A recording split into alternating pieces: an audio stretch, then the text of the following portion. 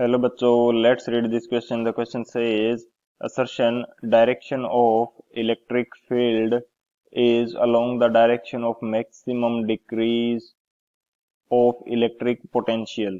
Reason electric field lines are normal to the equipotential surface. Option first, both assertion and reason are correct and reason is the correct explanation of assertion. Option second, both assertion and reason are correct but reason is not the correct explanation of assertion. Option third, assertion is correct but reason is incorrect. Option fourth, assertion is incorrect but reason is correct. तो इस question के अंदर हमें क्या बोला गया है assertion के अंदर कि जो इलेक्ट्रिक फील्ड की डायरेक्शन है वो maximum decrease of electric potential की डायरेक्शन के अंदर होती है, यानी कि जिस डायरेक्शन के अंदर पोटेंशियल में डिक्रीज हो रहा है उस डायरेक्शन के अंदर हमारे पास इलेक्ट्रिक फील्ड की डायरेक्शन होगी। रीजन इसके पीछे का दे रखा है कि जो इलेक्ट्रिक फील्ड लाइंस हैं वो नॉर्मल होती है इक्विपोटेंशियल सरफेस के।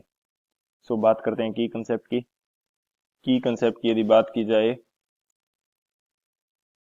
तो की कंसेप्ट के अंदर हम लोग डिस्कस कर लेते हैं कि जो पोटेंशियल एंड जो इलेक्ट्रिक फील्ड है इसके अंदर क्या रिलेशन होता है। Relation between potential and electric field, potential and electric field. So electric field को हम रिप्रेजेंट करेंगे ई से एंड इसकी वैल्यू हमारे पास होती है minus delta we by delta R. E is the electric field, delta V is the potential difference and delta R जिन दो points के बीच में पोटेंशियल डिफरेंस मेजर कर रहे हैं उन दोनों के बीच की डिस्टेंस है। एंड ये जो नेगेटिव साइन है ये हमें शो करता है कि जिस डायरेक्शन के अंदर हमारा इलेक्ट्रिक फील्ड है उस डायरेक्शन के अंदर पोटेंशियल डिक्रीज कर रहा है। Potential is decreasing, potential is decreasing in the direction of E, यानी कि इलेक्ट्रिक फील्ड की डायरेक्शन के अंदर पोटेंशियल क्या कर रहा है, डिक्रीज कर रहा है। सो ये हमारे पास फर्स्ट की कंसेप्ट हो जाता है। बात करते हैं सेकंड की कंसेप्ट की। तो सेकंड की कंसेप्ट के अंदर हमारे पास क्या हो जाएगा, यहाँ हम देख लेते हैं कि इक्विपोटेंशियल सरफेस क्या होती है। इक्विपोटेंशियल सरफेस, इक्विपोटेंशियल सरफेस उस सरफेस को बोला जाएगा जिसके ऊपर पोटेंशियल की वैल्यू सेम रहेगी।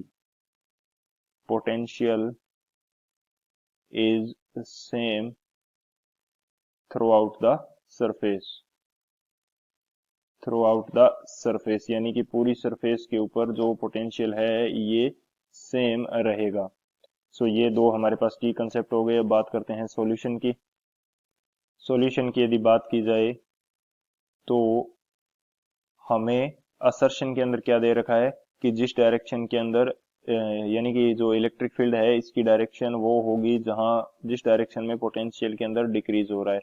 तो अभी हमने फर्स्ट की कंसेप्ट के अंदर डिस्कस किया कि जो ई की वैल्यू है ये क्या होती है, minus delta we by delta R. And minus से हमने शो किया कि जिस डायरेक्शन के अंदर हम इलेक्ट्रिक फील्ड देख रहे हैं उस डायरेक्शन के अंदर पोटेंशियल डिक्रीज कर रहा है। सो हमारा असर्शन तो करेक्ट हो जाता है। इसके पीछे का रीजन हमें क्या दे रखा है कि जो इक्विपोटेंशियल सरफेस है उसके परपेंडिकुलर होती है इलेक्ट्रिक फील्ड लाइंस। तो इसके लिए अभी हमने देखा कि इक्विपोटेंशियल सरफेस क्या होगी कि जिसके ऊपर पोटेंशियल सेम रहेगा, यानी कि इक्विपोटेंशियल सरफेस के लिए जो डेल्टा वी है इसकी वैल्यू हमारे पास क्या रहेगी, यानी कि पोटेंशियल डिफरेंस रहेगा जीरो। सो हमारे पास एक वर्क डन का फॉर्मूला होता है। वर्क डन का फॉर्मूला हमारे पास क्या है, Q into delta we.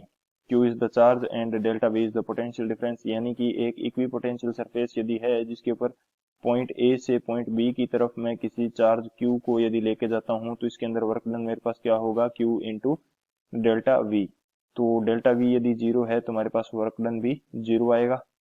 And work done को हम दूसरे तरीके से मेजर कर सकते हैं कि वर्क डन की वैल्यू होती है हमारे पास एफ डॉट एस। एफ हमारे पास क्या है, ये यदि मैं इसको डॉट हटाऊंगा तो ये मेरे पास हो जाएगा एफ एस कोस थीटा।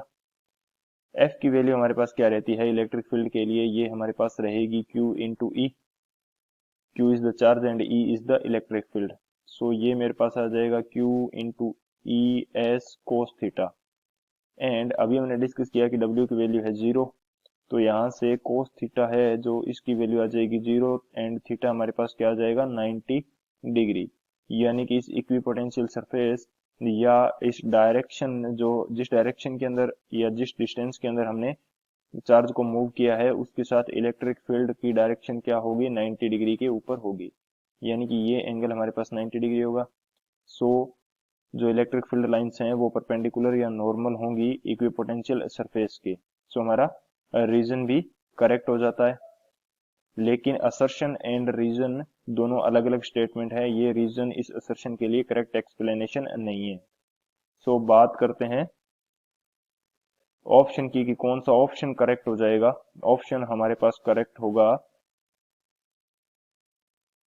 कि जो बी ऑप्शन है, both assertion and reason are correct but reason is not the correct explanation of assertion. So option B is the final answer. I hope you understood it well. Best of luck. Thank you.